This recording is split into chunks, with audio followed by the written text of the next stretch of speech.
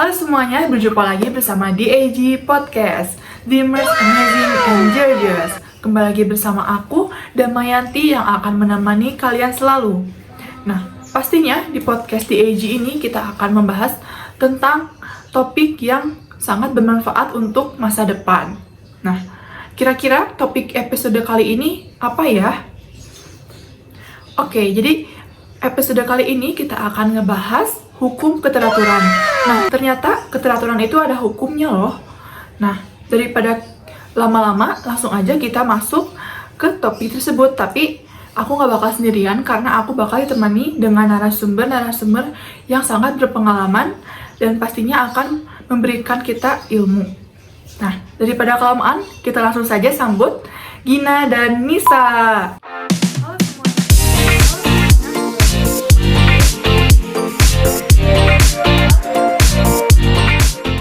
Silahkan duduk. Halo, terima kasih. Wah, teman-teman, sekarang kita udah kedatangan narasumber kita nih yang keren-keren. Nah, di sini boleh nggak kalian kenalin diri dulu nih sebelumnya? Baik, sebelumnya izin memperkenalkan diri. Halo semuanya, saya Anita Talsabila dari Departemen Astronomi Nasional. Dan kebetulan ini saya bersama adik saya. Halo, perkenalkan saya Gina Ramadhani dari siswa SMKN 3 Cimahi. Wah, ternyata masih sekolah ya, ini adiknya. Keren. Oke, di sini kita ini mau ngebahas tentang apa sih? Tentang hukum keteraturan. Kita mau ngebahas hukum keteraturan. Nah, kira-kira aku mau nanya nih di sini, hukum keteraturan itu kalian taunya dari mana sih awalnya? Kayak kok bisa sih kalian tahu ternyata ada hukum keteraturan ini? Jadi mungkin dimulai dari aku ya. Nah, yang pertama banget aku tahu menahu tentang hukum keteraturan itu saat aku duduk di kelas 11 SMK. Nah, salah satu guru pengampu mata pelajaran jurusan memberitahu kepada saya dan teman-teman saya tentang hukum-hukum semesta yang sebelum-sebelumnya mungkin tidak diajarkan oleh para guru lain atau mungkin di tempat lain gitu ya. Nah, totalnya itu ada 20 hukum dan salah satunya ini adalah hukum keteraturan. Nah, saya mulai tertarik itu sebetulnya nggak dari awal, tapi dengan adanya dari situ kita ada project nih, project tentang menganalisis atau menganalisa hukum tersebut. Nah, kelompok saya dan teman-teman itu kebagian hukum keteraturan. Nah, yaitu hukum terakhir di antara hukum-hukum lain yang 20 itu. Nah, dari situlah setelah saya mempelajari, oh kok ini menarik banget gitu. Dan ternyata dari situ saya mulai selain penelitian tersebut, saya juga mulai memperdalam secara personal tentang hukum tersebut. Jadi sampai sekarang pun saya masih tahu gitu secara mendalam tentang hukum tersebut. Kalau misalnya adiknya gimana nih?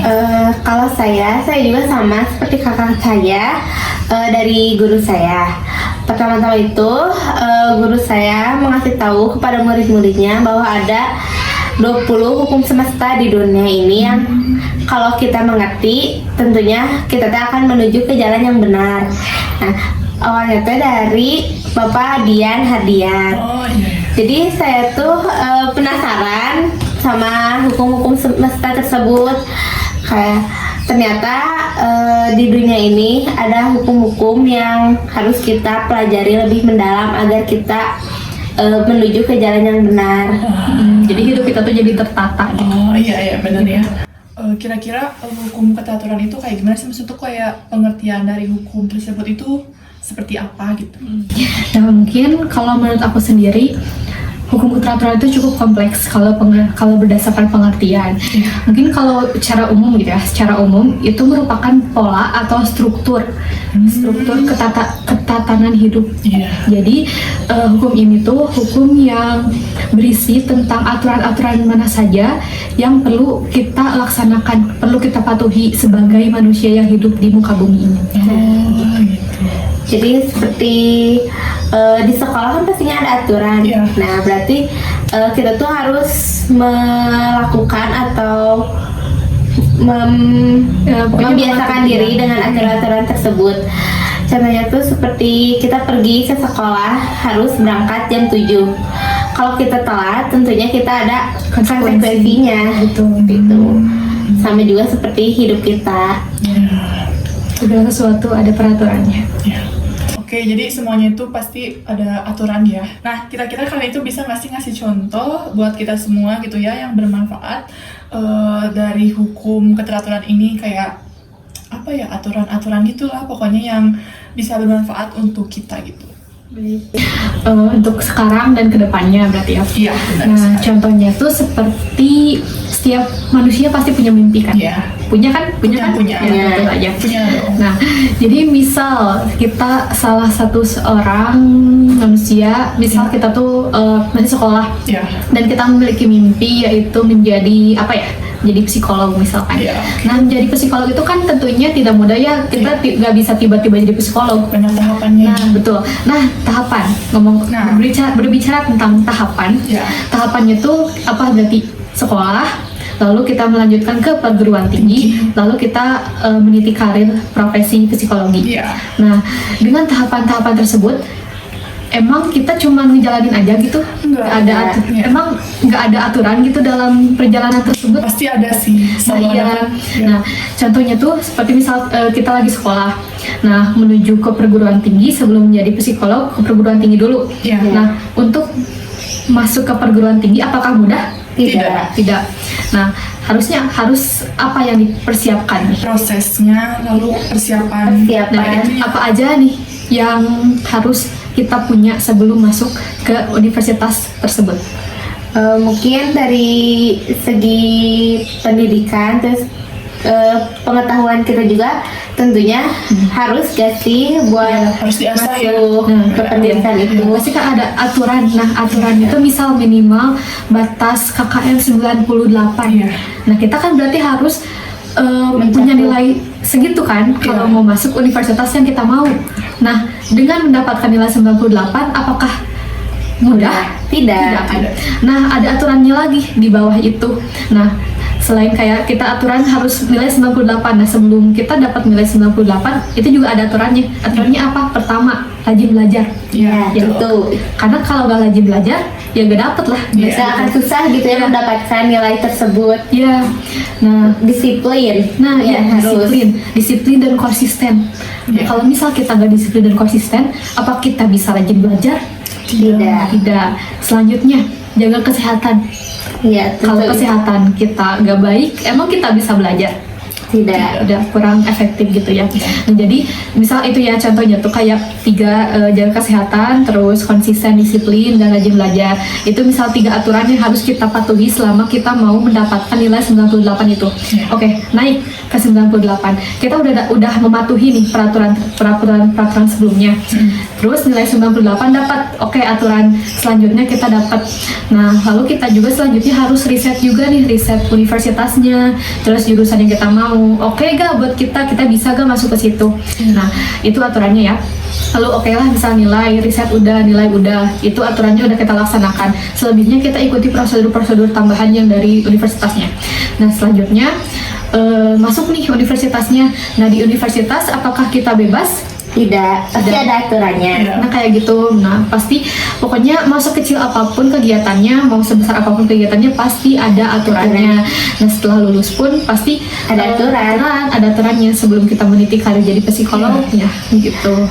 Di kehidupan sehari-hari juga ada aturannya sebenarnya. Nah, itu kan kalau aku tadi sendiri contohnya untuk pendidikan, terus karir dan lainnya. Nah, untuk kehidupan sehari-hari yang lebih simpel. Nah, coba Mungkin deh. kalau di kehidupan sehari-hari, contohnya kan seperti rukun Islam nih. Rukun Islam tentunya kan ada yang kedua sholat. Iya. Itu kan sama seperti aturan-aturan. Kalau kita tidak menjalankan, kita pasti ada konsekuensinya Iya. seperti dosa.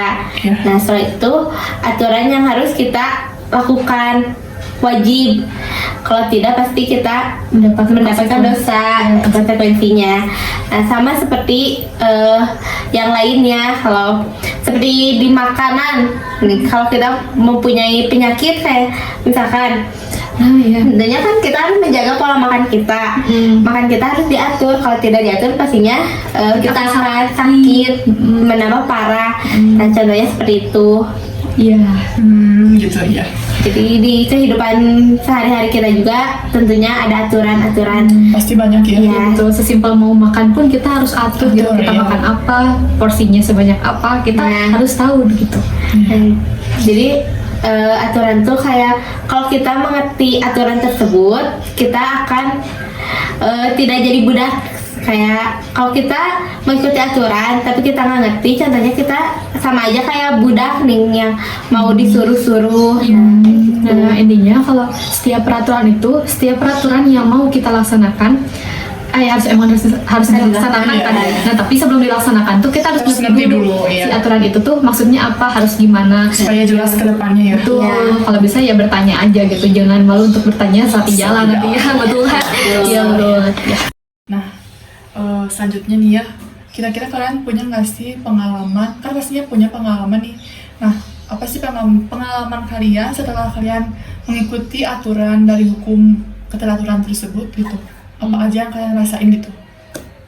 Kalau aku sendiri merasanya kan mungkin akan terhindar dari konsekuensi ya, Iya. konsekuensi yang buruk kalau misal Iya. kita patuh dengan peraturan tersebut. Jadi setiap ada peraturan, aku sebisa mungkin melaksanakan dan mematuhi aturan tersebut, mau sekecil apapun itu, supaya terhindar dari konsekuensi yang buruk seperti itu. Dan menurut aku itu juga jadi suatu landasan kehidupan yang tenang. Karena kan kalau misalnya kita dapat konsekuensi, biasanya kita gak tenang gitu ya hidupnya Iya, gitu. iya, iya. Nah kalau misalkan kita patuh, nanti juga kayak udah berarti sisanya kita akan damai dan semua akan baik-baik saja gitu. Aku pengen ngasih contoh lagi nih. Apa? Gini, jadi dulu kebetulan kan aku pengurus MPK OSIS. Waktu sekolah? Iya, waktu Iya. sekolah pengurus MPK yang mengawasi OSIS gitu. Dan di SMK 3 itu ada penjaga setiap hari itu, setiap pagi ada penjaga pengurus OSIS di gerbang, bener gak Dek? Iya, Masih betul. ada? Masih ada? Mesti.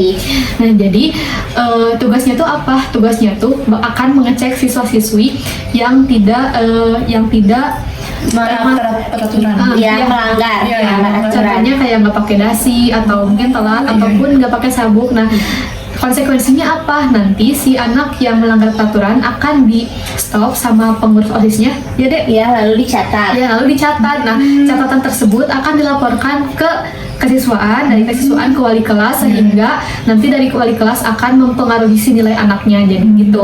Nah, berarti kan kalau misal kita tahu melanggar peraturan lalu dicatat namanya, berarti kita akan pikiran tuh kayak, oh nilai aku kayak gimana ya, Iya. bakal mengaruhin banget gitu. Iya. Ya kan Dek, masih Iya, berlaku? masih berlaku. Jadi itu teh berpengaruh pada nilai akhir. Iya, betul banget. Sangat-sangat merugikan kan ya, Iya, kayak iya. gitu. Nah, itu contoh kecilnya. Nah, kehidupan pun sama. Itu akan lebih besar lagi ya kalau di Iya. kehidupan. Mungkin setelah sekolah itu bakal lebih gede lagi ya deh. Semangat. Iya, iya. Ya begitu. Nah, apakah ada tambahan dari Adik? Mungkin aku juga sama seperti kakak aku. Iya. Kalau kita tidak mengikuti aturan, tentunya kita akan mendapatkan konsekuensi yang setimpal sama apa yang kita lakukan gitu. Jadi kalau sebisa mungkin ikuti aturan-aturan yang ada gitu. Iya, gitu ya. Misal dari waktu. Ya. Gimana sok jelasin Kalau dari waktu, kalau misalnya kita telat, kan tentunya misalnya kita ketemuan sama teman kita, dan teman kita tuh, nah bukan teman kita, mungkin akunya telat 5 Iya. menit, kan pasti teman kita ya bakal bete, terus Iya, bakal iya. berpengaruh juga sama kita nih, Iya. kayak dia mah telat wae, kayak gitu kan pasti bakal ini belum tentu kita tuh diajak lagi main Iya. karena telat kan. Jadi itu resikonya. Itu resikonya kayak gitu. Ya, dan sebelum itu aturannya lagi nih, aturan supaya kita bisa tepat waktu, berarti kita harus siap-siapnya lebih Awal. Iya, Iya. betul. Jadi kalau kita siap-siapnya lebih awal, kita bisa berangkat Lebih awal awalan juga. terus bisa tepat waktu dan teman kita pun menjadi senang seperti itu. Tidak ada masalah yang kayak seperti itu. Ya, terhindar dari masalah konflik persahabatan. Oke. Nah, aku dengar kan hukum keteraturan ini tuh hukum dari segala hukum. Nah, itu tuh maksudnya kayak gimana sih? Oh, maksudnya Kayak hukum keteraturan tuh mencakup segala hukum seperti karena hukum keteraturan itu hukum yang paling terakhir. Jadi hukum terakhir. ya mencakup kayak tabur tuai, berpasangan, frekuensi, seperti kayak gitu. Jadi mencakup dari hukum ke-1 sampai ke-19. Ya, kalau perumpamaannya, misal kalau bukan dari analogi hukum, paling analogi dari kitab. Mungkin sebagian orang juga, sebagian besar orang tahu gitu ya, kalau kita tuh hidup dengan pendahuluannya tuh ada kitab-kitab gitu. Nah, yang paling banyak kita ketahui itu adalah Al-Quran kalau di agama Islam. Nah, kalau disatukan dengan agama-agama lain seperti Zabur, Injil, Taurat, Al-Quran. Nah, Al-Quran itu kan kitab terakhir kan?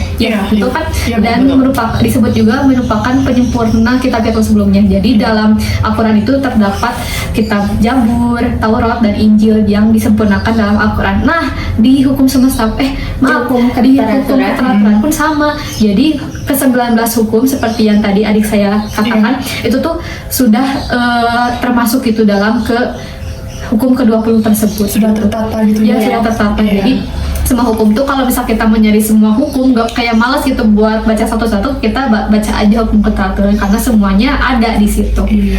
Gitu. Jadi sebetulnya tadi yang aku sampaikan tuh ini hukum keteraturan tuh simpel. Kita pilihannya cuma 2. 1, taati, patuhi, laksanakan, maka kita aman. Yang kedua, langgar, abaikan, konsekuensi. Gitu. Jadi pilih aja. Sebetulnya emang kadang kita juga sulit ya buat mematuhi peraturan karena kayak malas gitu. Kenapa sih gak boleh gini, gak boleh gini? Ya tapi kan semuanya juga ada alasannya. Ada alasannya, ada landasannya. Seperti di dalam Al-Quran yang surat Al-Isra ayat 25. Itu ya, larangan berzina. Kan tentunya itu di sebagian orang susah. Tapi tentunya kita harus mengikuti aturan. Apalagi di zaman sekarang yang benar-benar larangan zina kan sangat-sangat tidak boleh ya. Itu dalam Islam juga tidak boleh. Itu dapat merugikan diri kita sendiri tentunya. Seperti dikucilkan, dikucilkan di dunia dan di akhirat. Dan resiko yang lebih parah tuh ini kayak hamil di luar nikah. Nah, itu kan sangat berbahaya banget ya. Itu bukan cuman merusak diri sendiri tapi merusak reputasi keluarga, masa depan dan lainnya gitu. Jadi sulit banget sebetulnya. Ya, jadi simpelnya 3. 1, setiap ada larangan, larangan tentunya kita nggak boleh lakuin ya. Setiap ada larangan dan aturan itu ada alasannya, terus ada landasan. Alasannya apa? Alasannya pasti memberikan dampak yang baik gitu untuk kita, meskipun kita sulit menjalaninya. Dan terakhir landasannya apa? Contoh landasan itu seperti yang tadi adik saya katakan dalam surat Al-Isra ke-17 ayat 25. Nah, itu tuh kan tentang larangan berzina ya, betul. Nah, itu salah satu landasannya. Dan di ayat-ayat lain pun sama, pasti ada maksud yang harus kita laksanakan gitu. Tapi tentunya susah ya, kayak menghindari larangan berzina tuh. Tapi balik lagi ke diri kita sendiri kan, ternyata zina itu tidak hanya melakukan itu, tapi berpacaran juga zina. HTS pun masuk berzina. Kan dengan lawan jenis juga kan udah termasuk. Tapi itu ada aturannya kan dalam Al-Quran. Tapi mungkin karena emang kita di bumi ini kan banyak godaan. Jadi harus hati-hati. Caranya gimana kita harus mengendalikan diri kita sendiri. Oke, nah selanjutnya nih ya, kayaknya ini pertanyaan terakhir aja. Nah, kan berarti kalau kita mengikuti hukum, nah hukum keteraturan ini apakah benar kita akan berhasil gitu? Kalau setahu saya dari guru saya, katanya kalau kita mengikuti semua hukum, terutama hukum keteraturan yang hukum terakhir, tentunya kita akan berhasil atau mendapatkan apa yang kita capai atau kita mau. Pasti ya. Iya, karena kan kita udah ikutin prosedurnya dan lain-lain kan udah berjuang gitu ya. Iya. Ya, jadi pasti dapatnya pun harusnya gitu ya. Biasanya yang kita mau gitu. Jadi segala sesuatu, segala perjuangan pasti akan membuahkan hasil yang baik. Dan terbukti juga. Jadi ini tuh bukan sekedar opini, tapi merupakan sebuah fakta juga. Karena banyak juga testimoni dari orang-orang sukses dan berhasil bahwa mereka tuh kayak gimana? Kalau misalkan kita tanya nih, gimana sih caranya sukses, tips sukses, kunci sukses, pasti jawabannya Kita harus teratur Ikuti dalam hukum-hukum. melakukan. Ya, hukum-hukum juga mengaruh. ya mungkin jawabannya nggak langsung kayak kita harus ikuti hukum ini, tapi pasti jawabannya tuh kayak kita harus disiplin, Iya. Ya. teratur, konsisten. Nah itu kan merupakan ranah dari hukum keteraturan tersebut. Nah jadi emang sebenarnya itu merupakan salah satu bukti, testimoni dan lainnya yang merupakan apa sih?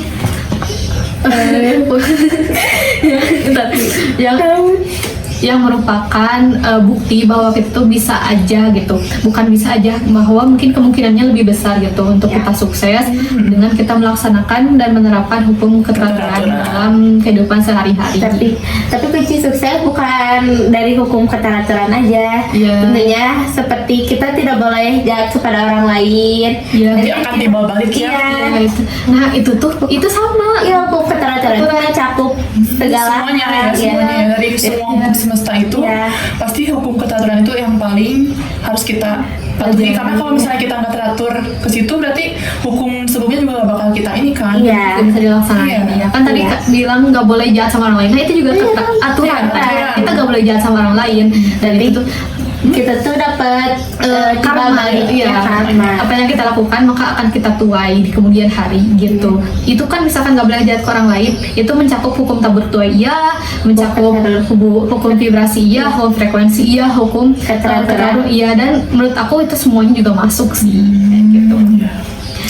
Berarti emang penting banget ya hukum keteraturan ini. Iya, sangat penting sekali. Oke, kayaknya waktu ngobrol podcast kita udah beres nih.